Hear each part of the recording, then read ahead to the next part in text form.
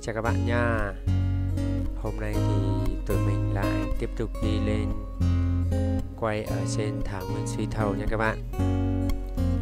Đây là anh Trinh đang quay cho máy xì đang diễn nhá. Đi vừa diễn nha em nhá. Rồi, đúng rồi. Đi xoay rồi. Đi về gần như là nhanh một tí để đi về là xuống một sân sau.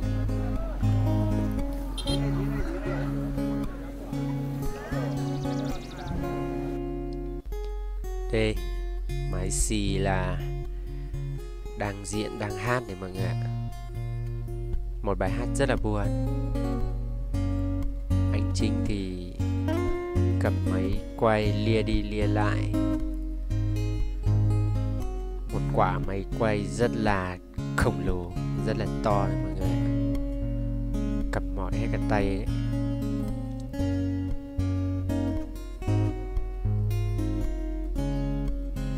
Bây giờ thì tụi mình cũng đã chuyển cảnh đi lên trên vườn hoa rồi các bạn ạ. Hôm nay thì cũng là ngày nghỉ, ngày chủ nhật đấy, nên là rất là đông người đi chơi nữa. Còn đây là mình đấy mọi người. Ôi nhìn mặt chán đời quá các bạn ạ. Trời thì nắng nóng nhèo hết cả mắt. Cái hoa đang nở rất là đẹp.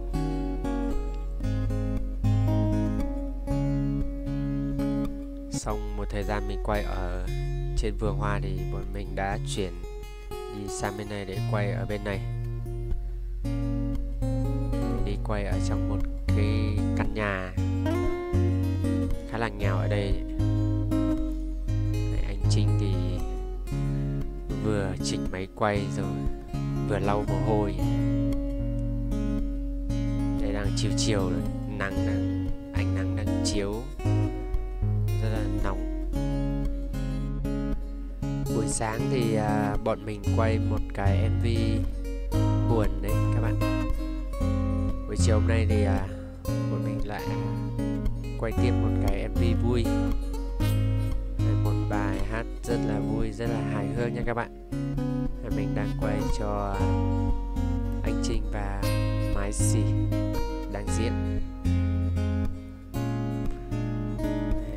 Diễn đâm đá nhau ở trong này luôn, nhưng mà cũng cẩn thận lắm các bạn, cũng không làm hỏng lúa nương của người ta đâu. Đấy. Vừa diễn vừa đâm đá nhau này.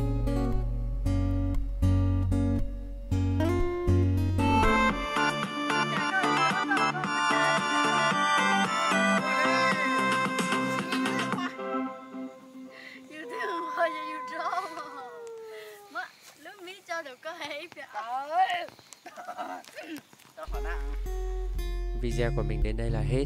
Hẹn gặp lại tất cả các bạn trong video lần sau nhé.